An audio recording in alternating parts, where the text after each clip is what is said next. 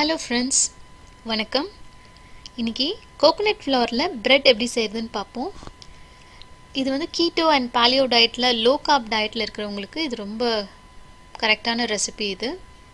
இதுக்கு தேவையான பொருள் என்னென்னு சொல்லிடுறேன். கோகோனட் ஃப்ளவர், இது வந்து கடையில் வாங்கியிருக்கேன். பட் இது வந்து நம்ம வீட்லேயும் ரொம்ப சுலபமாக செய்யலாம். வேறு ஒரு வீடியோவில் வந்து இந்த கோகோனட் ஃப்ளவர் எப்படி நம்ம வீட்டிலே பண்ணுறதுன்றதை நான் உங்களுக்கு செஞ்சு காட்டுறேன். இது வந்து gluten ஃப்ரீ, அதனால் டயட்டில் இருக்கிறவங்க வந்து கோதுமைக்கும் அரிசிக்கும் ஆல்டர்னேட்டிவாக இப்போது இந்த ஃப்ளவர் வந்து நம்ம யூஸ் பண்ணிக்கலாம்.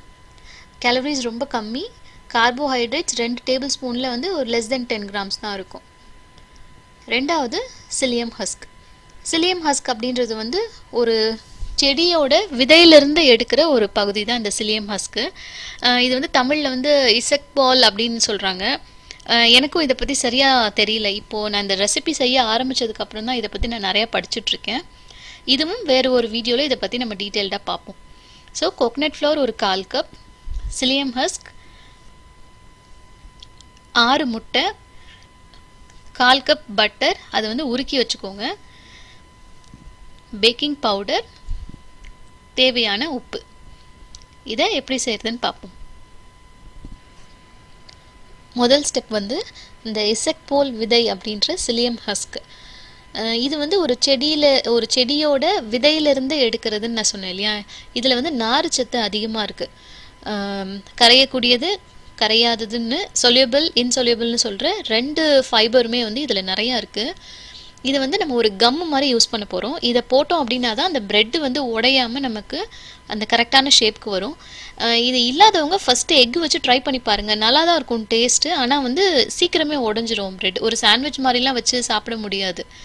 அதனால தான் நம்ம இதை யூஸ் பண்ணுறோம். இதை வந்து சூடான தண்ணியில் போட்டு ஊற வச்சு ஒரு பக்கம் எடுத்து வச்சுருங்க முதல்ல. இப்போது அந்த 6 முட்டையவும் ஒரு பவுலில் உடச்சி ஊற்றிட்டு அதை வந்து நல்லா பீட் பண்ணணும். இந்த கேக் மிக்சர் மாதிரி இந்த ஹேண்ட் பிளண்டர் இருக்கும் இல்லையா, அது இருந்ததுன்னா இந்த வேலை வந்து ரொம்ப சிம்பிள். ஒரு 2-3 மினிட்ஸ்லேயே வந்து இந்த முட்டையை நல்லா மிக்ஸ் பண்ணிவிடும். பட் நம்ம கையில் பண்ணுறதுனால கொஞ்சம் எஃபர்ட் எடுத்து அதை நல்லா பீட் பண்ணி தான் ஆகணும். அந்த மஞ்சள் கருவும் அந்த வெள்ளையும் சேர்ந்து நல்லா மிக்ஸ் பண்ணணும். அந்த கட்டி கட்டியாக திரியாக இருக்கக்கூடாது. இப்படி நம்ம எடுத்து பார்க்கும்போது அது எல்லாமே ஒன்றா கலந்துருக்கணும். 3வது ஸ்டெப் வந்து ஒரு பவுலில் 1/4 கப் அந்த கோகோனட் ஃப்ளவர் எடுத்திருக்கேன், தேவையான உப்பு சேர்த்துட்டு 1 ஸ்பூன் பேக்கிங் பவுடர். இது 3த்தையும் வந்து நல்லா கலந்து வச்சுக்கோங்க. நம்ம பீட் பண்ணி வச்சுருக்கிற எக்கில் வந்து வெண்ணெய், நான் உருக்கி வச்சுருக்கேன் இல்லையா, அதை சேர்த்துக்கோங்க. சூடாக சேர்க்க வேண்டாம். சூடாக வெண்ணெயை வந்து நம்ம முட்டையில் ஊற்றணும் அப்படின்னா முட்டை வந்து வெந்த மாதிரி திரியாக ஆகிடும். அதனால் உருக்கிட்டு அது ரூம் டெம்பரேச்சருக்கு ஆற வச்சுட்டு அதுக்கப்புறம் இதில் சேர்த்துக்கோங்க. இதையும் நல்லா ஒரு தடவை கலந்து விட்டுட்டு இந்த சிலியம் ஹஸ்க் நம்ம போடும்போது பவுடர் ஃபார்மில் தானே போட்டோம். இப்போ அது பாருங்கள், தண்ணியில் ஊறி அந்த தண்ணியெல்லாம் உறிஞ்சிட்டு இந்த மாதிரி கம் மாதிரி ஆகிடும். இந்த நார்ச்சத்து, இந்த ஃபைபருக்கே உள்ள நேச்சர் வந்து அதுதானே, தண்ணியை உறிஞ்சிக்கிறது தானே. இப்போ ஜவ்வரிசி எப்படி நம்ம தண்ணியில் வேக வச்சதும் அந்த தண்ணியை ஃபுல்லாக உறிஞ்சு அது ஒரு மாதிரி விழுவிழுன்னு பெருசாக உப்பி இருக்கு, அந்த மாதிரி தான் இந்த சிலியம் ஹஸ்க்கும்.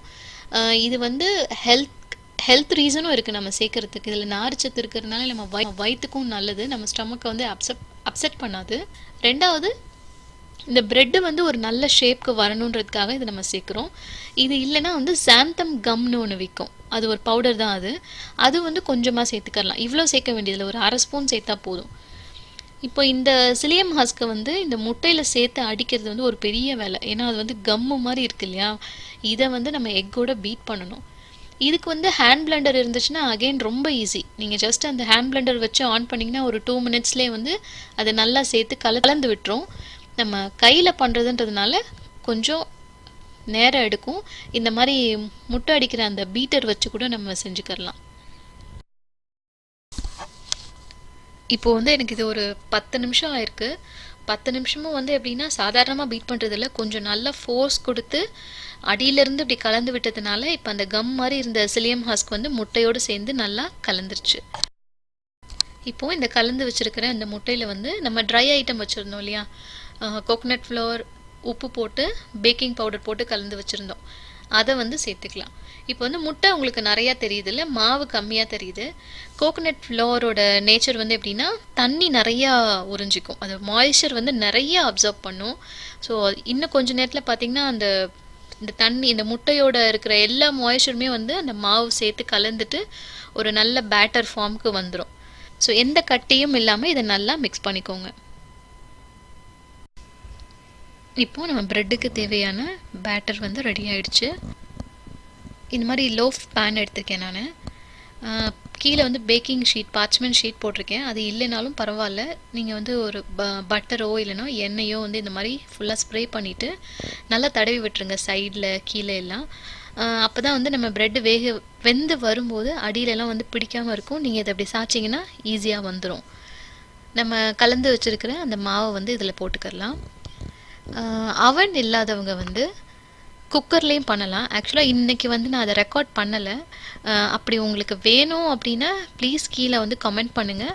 நான் இன்னொரு வீடியோவில் சேம் ப்ரெட் வந்து அவன் இல்லாமல் குக்கரில் எப்படி பேக் பண்ணுறதுன்றதை நான் உங்களுக்கு ரெக்கார்ட் பண்ணி காட்டுறேன்.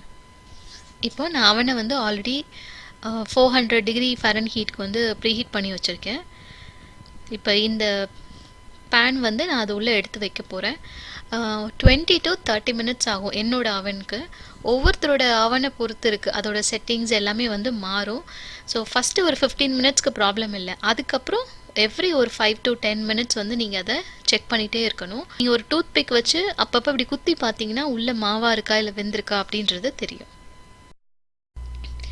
இப்போது எனக்கு எக்ஸாக்டாக 35 மினிட்ஸ் ஆயிருக்கு.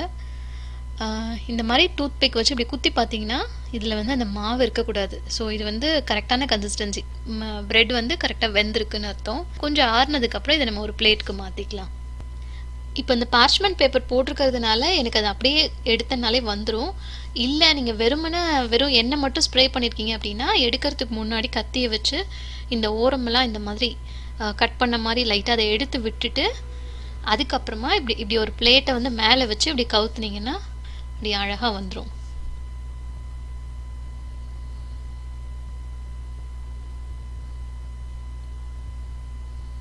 வாவ், இன்னும் இதில் ஆவி பறக்குது பாருங்கள். அதனால இது கொஞ்சம் ஆறட்டும். ஆறுனதுக்கப்புறமா இதை நம்ம கட் பண்ணலாம். இப்போ ஒரு 1/4 மணி நேரம் ஆயிடுச்சு, ப்ரெட்டும் நல்லா ஆறிடுச்சு. இப்போ இதை நம்ம கட் பண்ணிக்கலாம். நம்ம சிலியம் ஹஸ்க்கு போட்டதுனால பார்த்திங்கன்னா இந்த ப்ரெட் வந்து உடையாமல் நல்ல ஒரு கிராக் இல்லாமல் நல்லா வந்திருக்கு. இது நீங்கள் ஈவன் தின் பீஸாக கூட நீங்கள் இதை கட் பண்ணிக்கலாம். அவ்வளோதான், நம்ம கோகோனட் ஃப்ளோர் ப்ரெட் வந்து ரெடி ஆகிடுச்சு. இது ஒரு 3-4 டேஸ்க்கு வந்து நீங்கள் ஃப்ரிட்ஜில் வச்சுட்டு வேணுங்கிறப்ப நீங்கள் அதை எடுத்து அவன்லேயோ இல்லைனா தோசைக்கல்லையோ டோஸ்ட் பண்ணி சாப்பிட்டுக்கலாம்.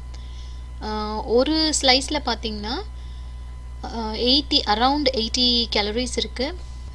கார்போஹைட்ரேட்ஸ் கார்ப்ஸ் வந்து ரொம்ப ரொம்ப ரொம்ப கம்மி, 1.25 தான்.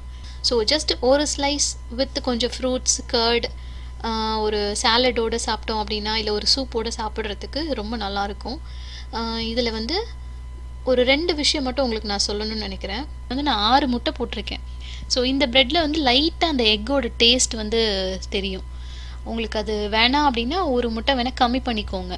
ஒரு 3 ஃபுல் எக்கும் 2 ஒயிட் மட்டும், யோக் எடுத்துகிட்டு ஒயிட் மட்டும் வேணால் ட்ரை பண்ணி பாருங்கள். நான் முன்ன சொன்ன மாதிரி இந்த கோகோனட் ஃப்ளோர் வந்து வீட்லேயே எப்படி பண்ணுறதுன்னு நான் ஒரு வீடியோ போடுறேன். அதை வச்சு கூட நீங்கள் ட்ரை பண்ணி பார்க்கலாம்.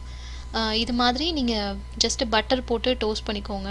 இல்லைனா இதை ஸ்டிக்ஸ் மாதிரி கட் பண்ணிவிட்டு பட்டர் கார்லிக்கு போட்டு டோஸ்ட் பண்ணி சூப்புக்கு வந்து கார்லிக் ஸ்டிக்ஸ் மாதிரி வச்சு சாப்பிட்லாம். இந்த ப்ரெட் வந்து ட்ரை பண்ணி பார்த்துட்டு எப்படி இருக்குன்ற கமெண்ட்ஸ் எனக்கு மறக்காமல் சொல்லுங்கள். ஹேம்ஸ் லாபி சேனலை சப்ஸ்கிரைப் பண்ணுங்கள். தேங்க்யூ.